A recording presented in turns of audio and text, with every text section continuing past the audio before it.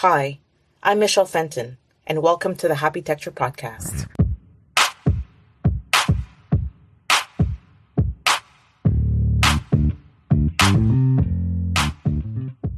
What would it take to develop resilient, sustainable communities?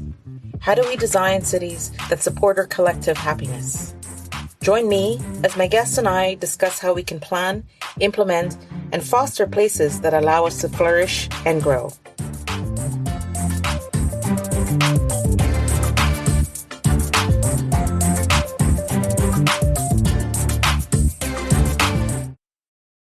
I'm delighted to chat with my dear friend, mentor, bridge builder, and changemaker, Amil Reddy. Hope you enjoy this episode of the Happitecture podcast. We're really pleased to have Amil Reddy on the Happitecture podcast as part of the Happitecture family today.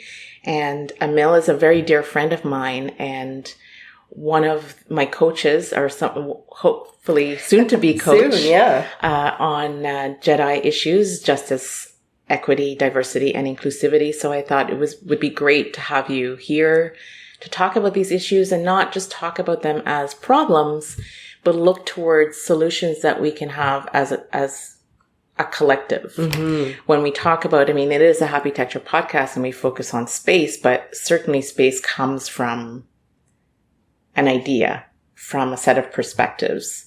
Mm-hmm. And so I think it's really important to take a step back and understand what are those ideas and thoughts and perspectives that go into how we design space and how we think about the spaces we use. And so, Amil Reddy, thank you and welcome to the Happitecture podcast. Thank you.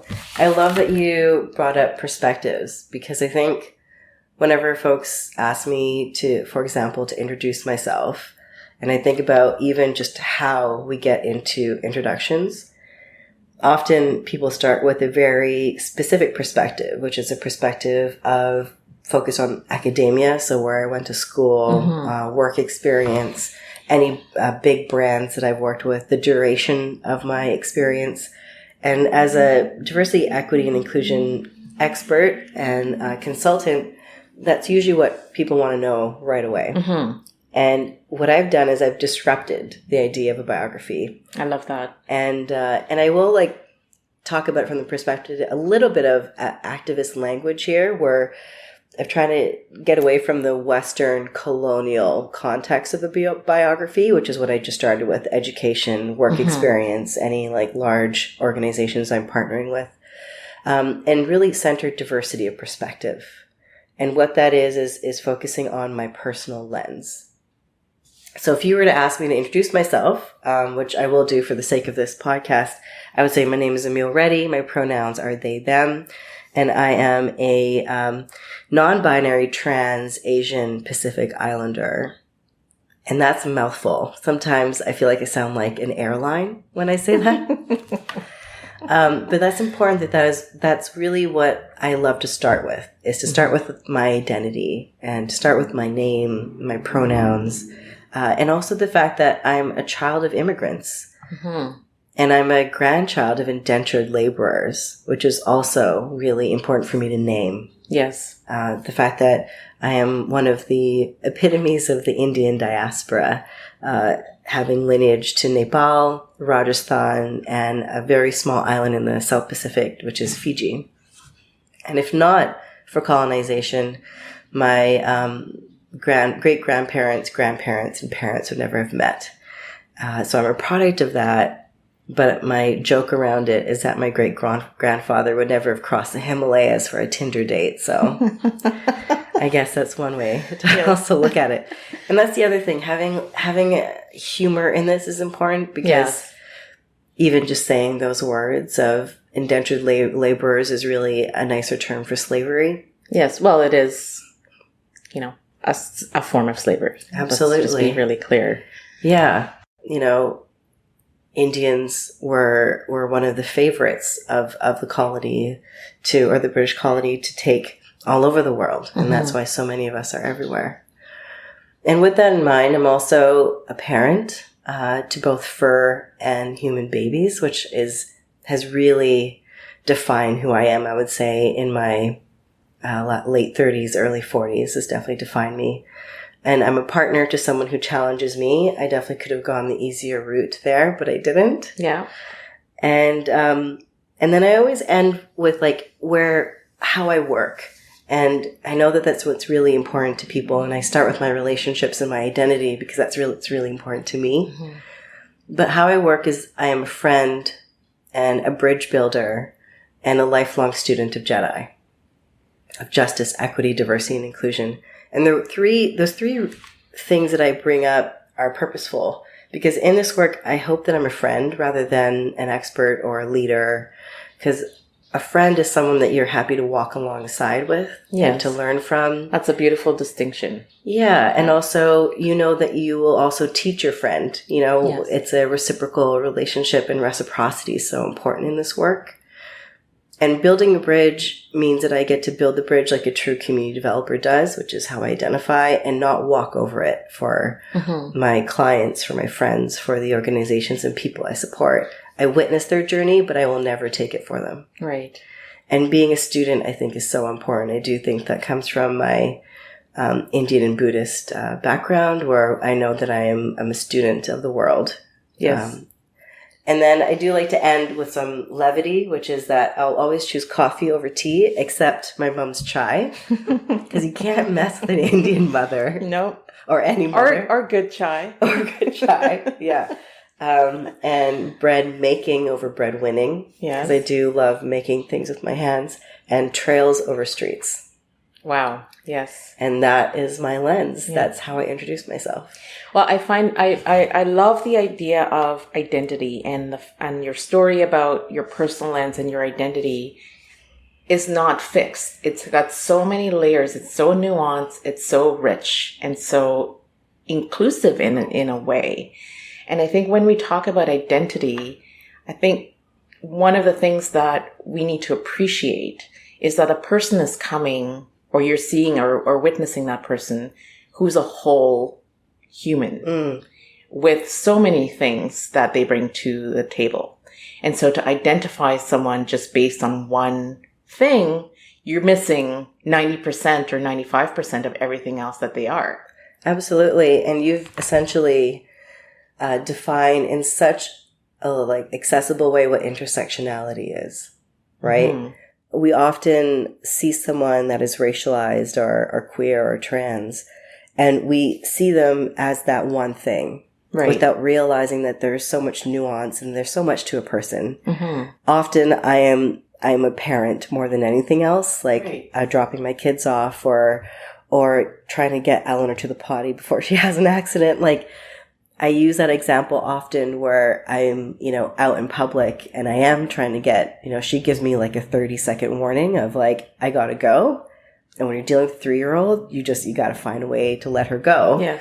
And I have been policed so often with the choice of restroom that I decide to choose. And I know it shouldn't always be about bathrooms, but my goodness, in that moment, I am not trans. In that moment, I am a parent. Yes. Trying to get my kid to... With a child with a need. With a need. And I'm absolutely a parent. The flag that I am flying is parent. Right. But when I'm being interacted with certain folks, what they're seeing is something that's challenging their sense of identity and my gender. Yeah. And it's we gotta just meet someone where they're at and not necessarily put our own biases onto them or our own feelings and thoughts. Well, I think that really talks to how we identify with each other and the permission to use space depending on what someone identifies you to be, And one of the things that certainly, when I think about the purpose of Happitecture, is to try and open up the idea that our space or architecture or streets or communities can be so much richer and so much more resilient if we start including all aspects of the human person. One of the things that I certainly support, and I know you do this work, so I'd love to get to talk to you more about it, is the idea of bringing all the wisdom to the table or the circle. And allow for change to be part of the dialogue and to support people when change becomes something of a resistance. Yeah, absolutely. I mean, even just the example of that person that saw me and was right away wondering what I was doing or where I was going. I always think about when we're trying to create big systemic change that we always need to start with individuals. I follow a pretty simple theory of change in the work that I do when I'm consulting or training or working alongside of people. And that is that if we can support individuals to really confront their own perspective and their own biases. We all have biases, by the way. Like, you know, if I could just say, spoiler alert, like we all have them. Yes. Whether or not they're conscious, unconscious, Yes. whether or not they're explicit or implicit. And we all have diversity of perspective. We all are diverse in our thinking and our being. We all have lived experience that is diverse. Every single one of us. Mm-hmm. We need to really understand who we are as individuals first before we could start claiming to be champions or allies or, you know, abolitionists when it comes to trying to change systems. We need to know who we are as people. Right. And so that's why I always say change starts with an individual to do that work. Not that you can't be doing other things at the same time, but really uncovering, understanding, and then unlearning what it is and relearning what it is that you've learned over the past, you know, your whole life. Mm-hmm. And so much of this is ingrained in us from a very, very young age. When I go to pick up Eleanor from school, I hear her yelling "Daddy" as she comes running up to me, and I remind her we say "Appa" in our language. And what she's doing is modeling and mimicking what's being modeled to her and what other kids say. She's 3. When people wonder when gender stereotypes and tropes and those things come up, this child is 3. Yes, and already there's a system, a framework in place. Everyone has a mommy and daddy, yes. right? And she's trying to be the best kid that she can be, but also to feel like she belongs. Yes. And so using the language that she is hearing around her. And so as individuals, we need to start unlearning some of that and relearning new ways that are a bit more inclusive and expansive. Only then can we then start tackling what's happening in our own systems around us, which is our own family members are part of our system. Mm-hmm. Our own school and educational systems are part of the systems that we as individuals interact with. Our political systems, our healthcare systems, our overarching sociocultural context of where we live and which nation we're involved in and the global politics of that, and then what we define as culture. Before we tackle those big systemic changes, we need to realize that we live right smack dab in the middle of all those systems. Mm-hmm. And we interact with them consistently and constantly. And probably, chances are we're a product of those systems. Definitely. Maybe chances are we don't necessarily see it explicitly. Mm-hmm. Like your kid saying "Daddy" is just, that's a really great example of how early this indoctrination is into a system that is not wide enough or deep enough to express the total human condition. Absolutely. And when these systems, so there's a really actually great visual for folks if they wanted to look it up, and Brofenberner ecological framework is what I would Google here. And Brofenberner came up with this system in 1979 where there was a recognition that each individual is surrounded by systems. And so when I talk about systemic oppression or systemic discrimination, I always go to this model because you can see how one individual is interacting with all these systems on a regular basis. Mm-hmm. So in order to really help support individual and collective change, we need to also reimagine systems. Right. And when these systems were created, whether it's educational systems or healthcare or political systems, it was often created for, with, and by people with homogenous lived experience. So what I mean by that is there was no malice intent or a malicious intent, but if there was a bunch of white, middle-aged, cisgendered, which means a person who identifies with the sex they're assigned at birth, all in a room, they're going to create a system that makes sense for middle-aged, white, cisgendered men, right? Yeah. So it's not that they weren't thinking about discriminating against people. They were thinking through their own lens. And that lens was pretty homogenous. When we talk about we need a seat at the table, those are the tables that we're talking about. Right, yes. Where there's a table of people that are recreating systems or establishing or implementing systems, we need to have diversity perspective at that table. Yes. I mean, I think that the discussion now is starting to show that we really need to start thinking of a different way. Yeah. To think about structuring our systems. I mean, we have what we have as a great example of what, the structure that we were born into produces. Yeah. We can see it all around. I don't think everyone is excited about it. Mm-hmm. I don't think most people would say that this is a fantastic model and we should just keep going. I think most people would agree that some change needs to happen. Yeah. I'm curious when you say the theory of change, and not to get too analytical or academic about it, what are some of the foundations when we talk about theory of change? Yeah. So first of all, like a theory of change in general, before I dive into my own, is really the theory that I use to really advance awareness and competency when it comes to diversity, equity, and inclusion. So if I want to advance an organization or an individual along their journey, what I call a Jedi journey, then I will use that theory of change, where I will start with them as an individual, and that includes individuals within, a global scale organization where we will literally train and increase awareness and competency in individual members of that team, or with a coach, as a coach with like a CEO that I'm working with.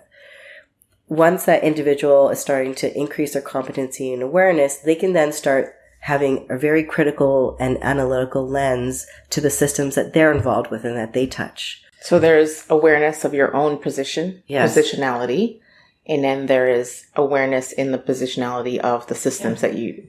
Imagine having, because of that initial individual awareness, you've now been given 3D glasses, so that when you then start looking at the systems that you have power and agency of actually changing and shifting, because you're the leader of an organization, or you're someone who is at one of those tables of change, you now can actually see through that 3D glasses of you doing that internal work of where the disparities are and where the potential opportunities also are to expand those systems.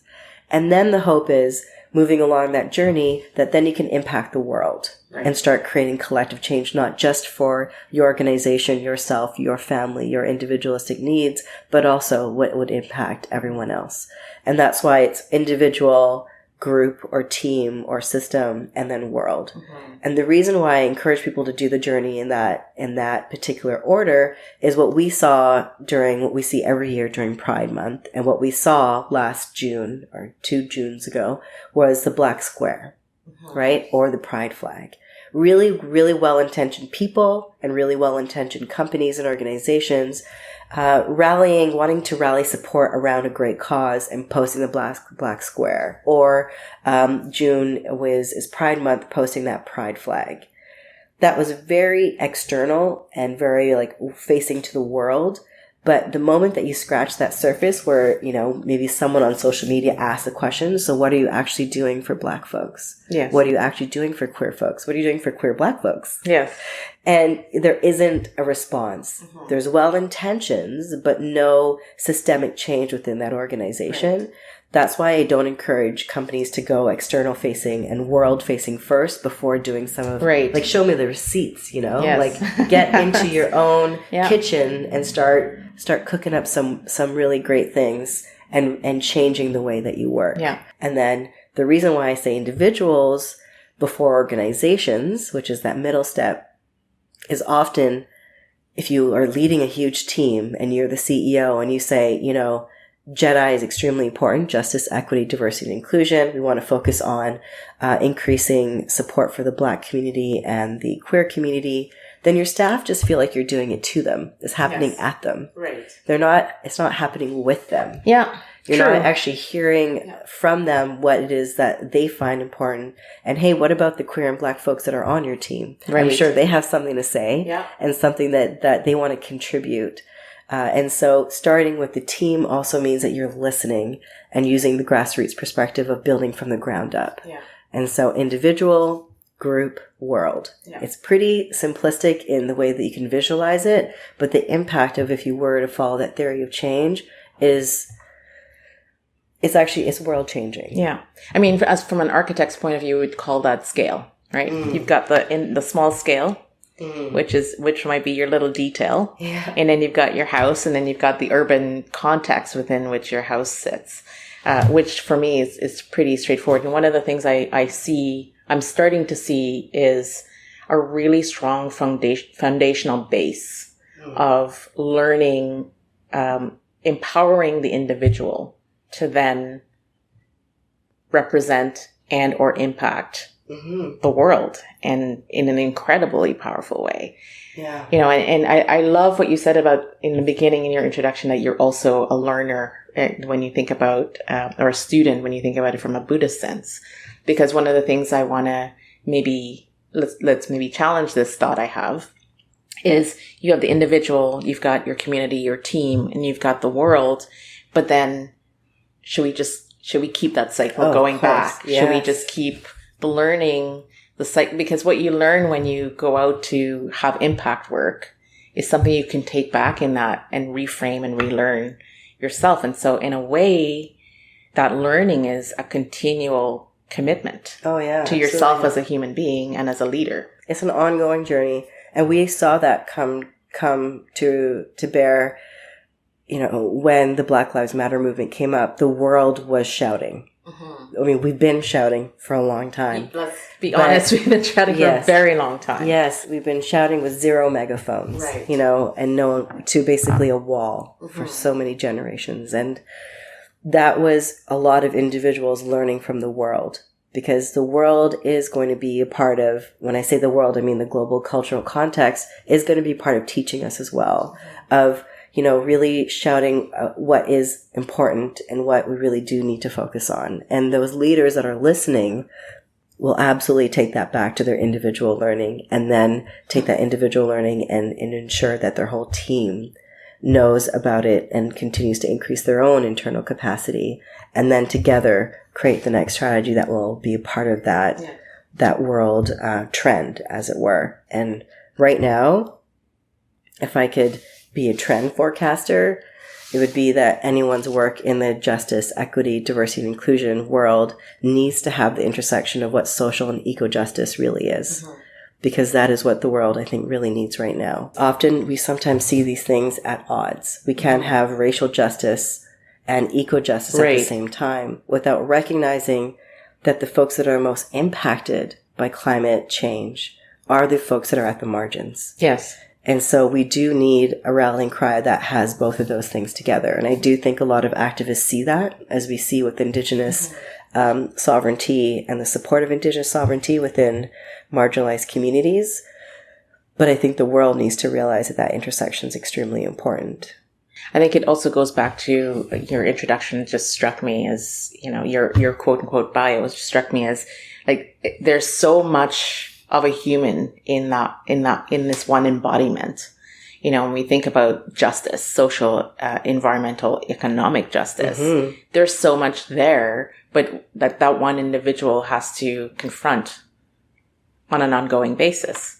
And so to think about them as separate goes back to the same idea as seeing a person of color or an Indigenous person, and that is the only aspect of that human being, as opposed to this incredibly rich, interconnected, all the things. You know, when we think about the concept of an Indigenous person's viewpoint, they do not see themselves as separate from the land.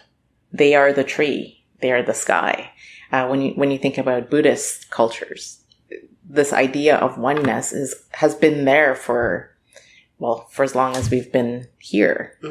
And so to think about them as separate is really doing us a disservice and will cause more crisis.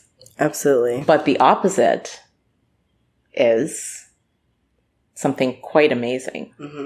I love that you are promoting that the work be done on an individual basis, because when I think about that, I think about what the impact of, let's say, 50% more people having let's say 10% more people having this level of heightened awareness, these 3D glasses. That will shift the world in such a tremendous way, where we're not looking at, money versus environment. We're looking at how they're all interrelated and interconnected. I think that if we could just do that, I think right now, anyone listening, if they could just realize that they don't need to wait. And they don't need to choose. No. It's all the one thing. Yeah. And in fact, you have it right now, right in front of you. You have the ability to go out, and there's so many great resources out there. With this podcast, I can send you a bunch that you can. Yes, we will actually list a lot of the resources when we publish this podcast, so that anyone can go on and actually do some further research. Because I know we're short, and this is such a huge topic to unpack in such a short time. But hopefully, people get curious enough about it. Yeah. And as you say, it's just one small. You don't have to change the world. You just have to start looking. You have to change yourself. Yeah. The world will change. Yes. The moment you change yourself, the whole world around you will change, because your perspective will change. And you'll never see the world the same again. That's amazing. And that is going to be the most powerful thing that you can do. Yeah. I just want to let that sit for a minute, because that is incredible.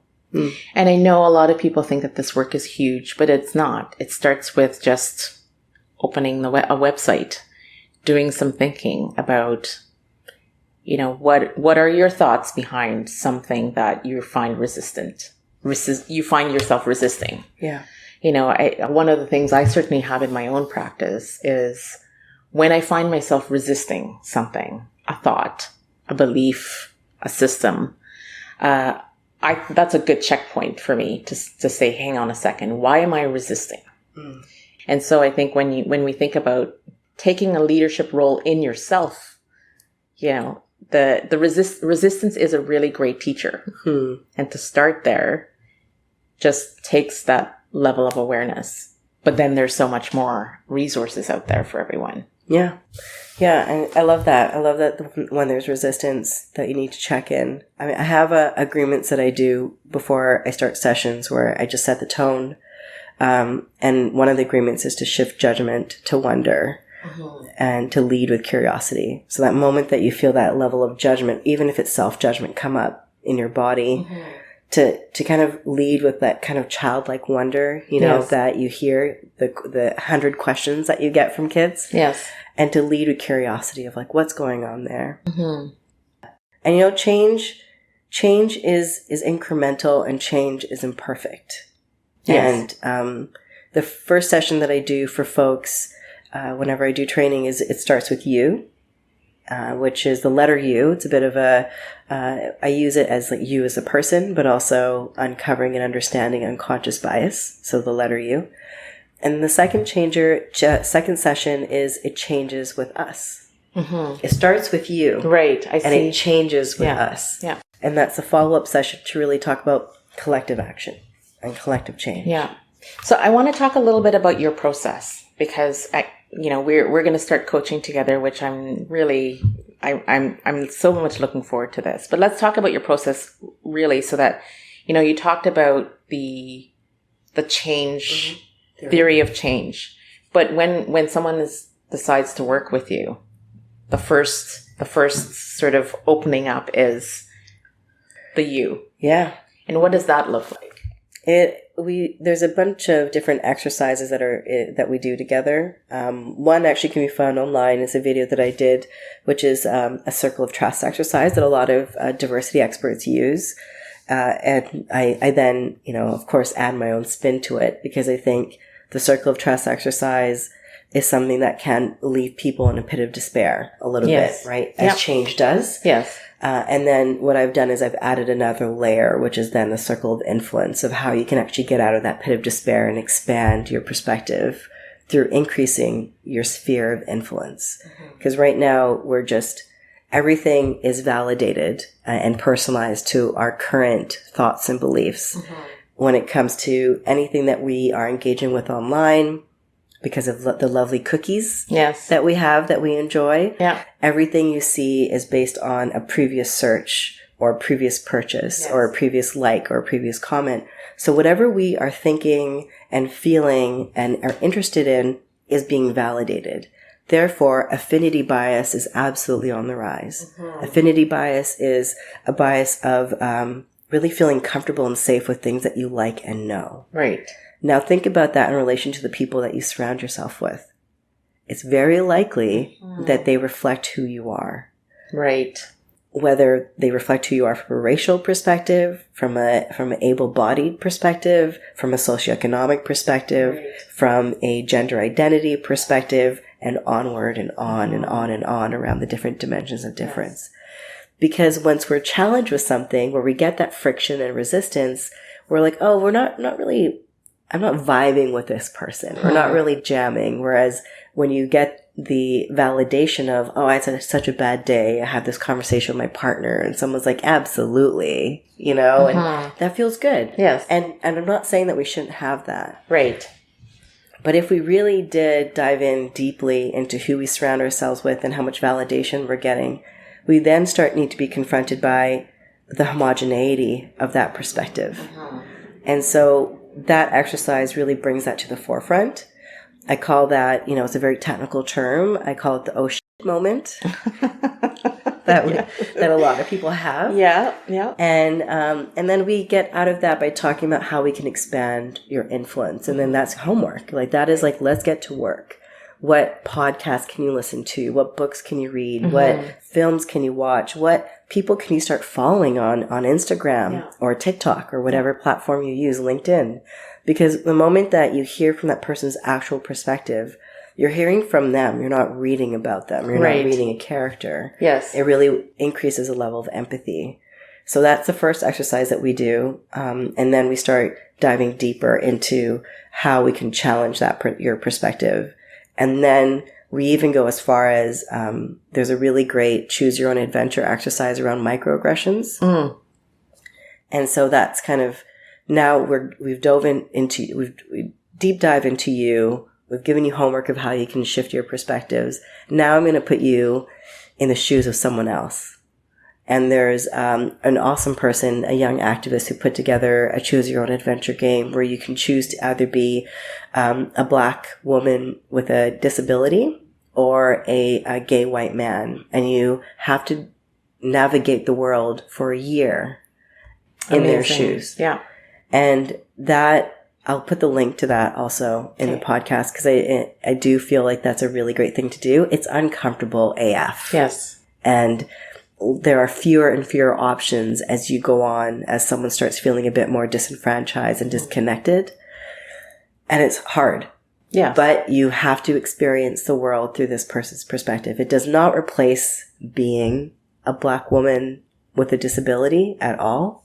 But what it does is it provides you insight into some of the interactions that she might have that we deem as microaggressions, but they become macro after the level of consistency. Yes. And it's interesting. So that kind of shifts your perspective from yourself to then gaining empathy.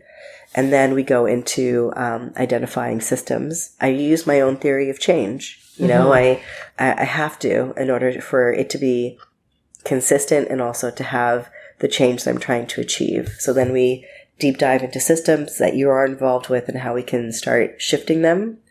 And then we start looking at case studies of real world examples and start diving into some external aspects, including what does your advocacy look like? Where are you going to champion change? And what does that look like in 3 months, in 6 months, in a year? What commitments are you willing to make? And don't you forget that I will not forget those commitments. So accountability there as well, and having a partner in that accountability journey. But it's interesting because I remember how I said I was a bridge builder. I won't walk across that bridge. Yes. You write your own accountability commitment. You give it to me in a postcard that I give you, and then I send it right back to you. I see. And it is your own powerful words. Yes. Your own commitment that comes to hopefully either kick you in the butt or to pat you on the back, depending on how well you've done with it. Yeah. I just want to reiterate what we were talking about, where the discomfort and resistance is the teacher in a way. of you starting to get, like, it's the point where you start to become curious as opposed to leaning back out of it. I just wanted to stress that for listeners, is that don't be afraid of being uncomfortable. It's a good thing. Right. It means you're doing the work. Absolutely. Yeah. Yeah. And, like we're not sugarcoating it at all. But one thing I do want folks to know is to be gentle with yourself, that this isn't a process where, you're going to do these exercises and then you're going to really start seeing the shift and changes around you. In fact, the more you learn about this, the crappier things feel. And because the more you see. Yes. It's the more you know, the more injustice all of a sudden seems to be around you. When you think about social injustice, economic injustice, indigenous injustice and racial injustice and ecological injustice, the more you start to dive into them, it starts feeling a bit overwhelming. So I do want to recognize that. And so to be gentle with yourself, don't feel like you need to tackle everything all at once.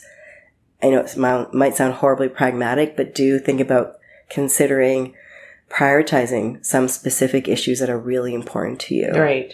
So if there are specific dimensions of difference that you're connected to, and by that I mean ability, socioeconomic status, climate change, race, gender identity, if there's things that you are drawn towards that you want to learn more about and actually become an activist or a champion or ally then feel it's okay to prioritize them. Yes. Knowing that intersectionality exists. Yes. So if you're thinking about really wanting to be a champion of folks with a disability, there's queer folks with disabilities. Yes. There's racialized folks with disabilities.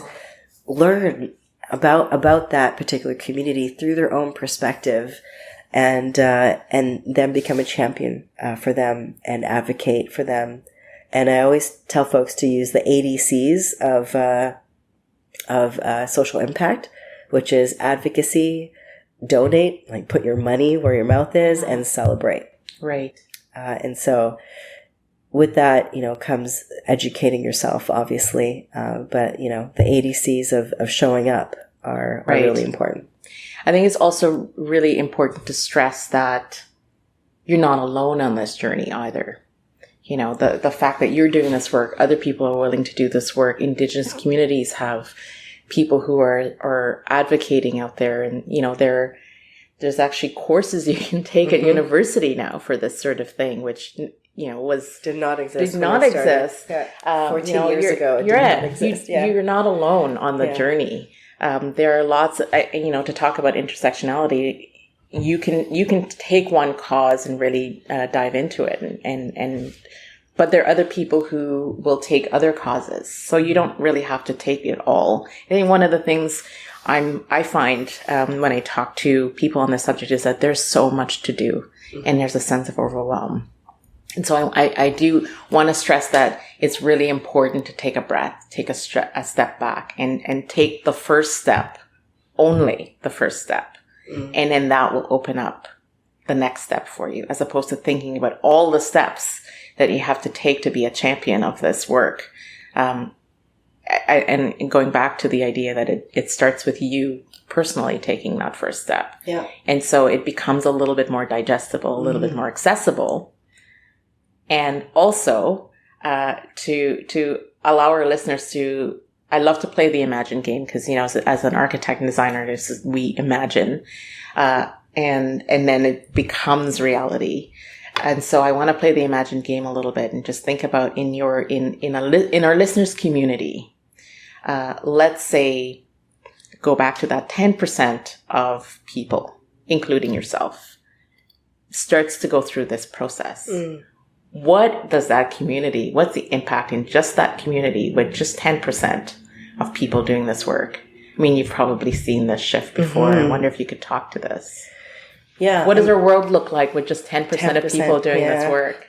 I mean, I think more and more people are starting to do this work.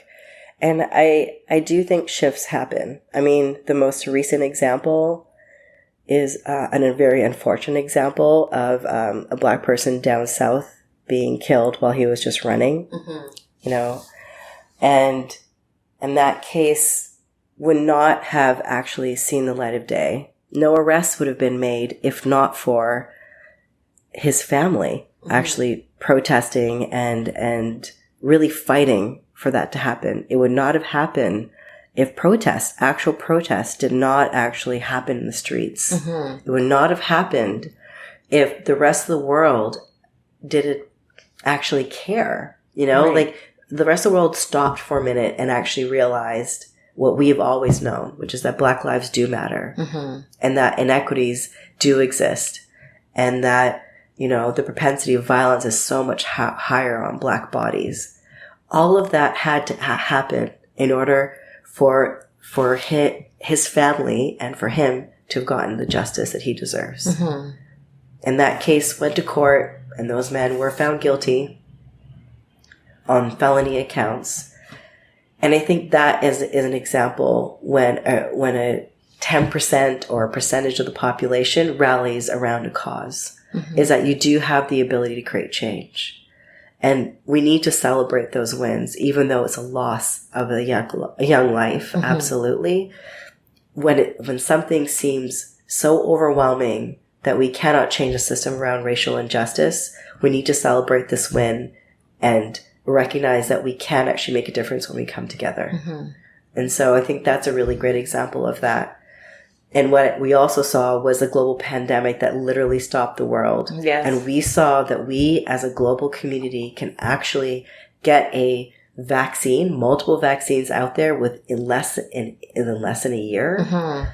We can restructure supply chains. We can create new systems. We can put public health policies and orders out there to increase safety of our community if we do it together and we look at it from a systemic and intersectional approach. Right. Whether it's healthcare, obviously hospitals and the public health origins, education, our school systems, our own local economy, our own local businesses, our restaurants.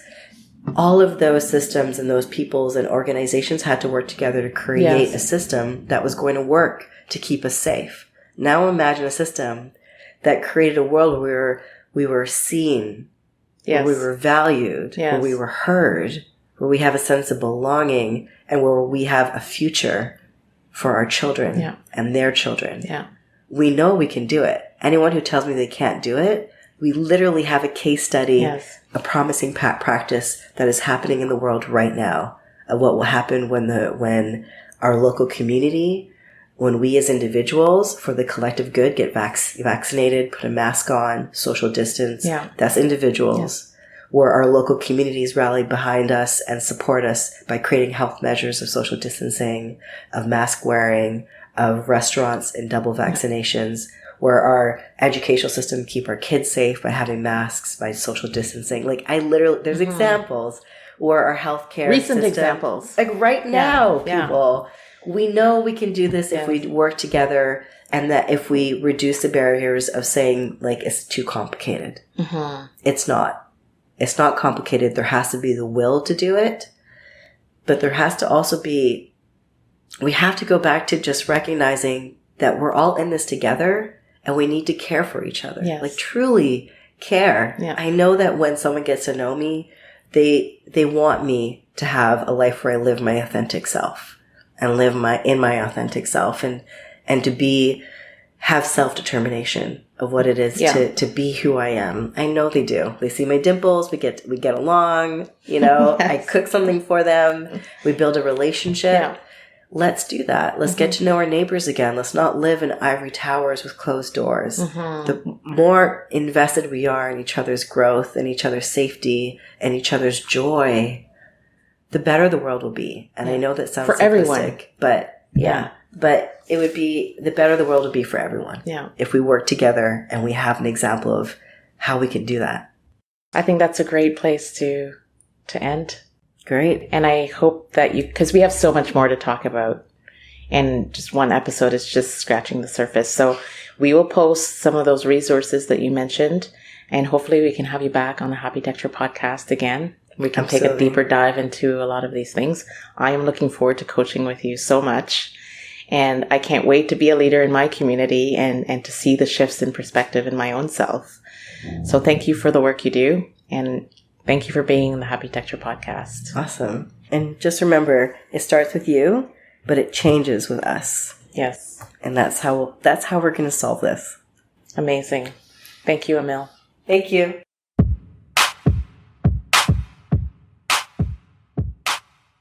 For more information on this or any other episodes of the Happitecture podcast, you can find us at happitecture.com. HAPPITECTURE.com. Special thanks to our sponsors, Cora Architecture and Interiors, designing places for being. Post-production by Vanessa Hennessy.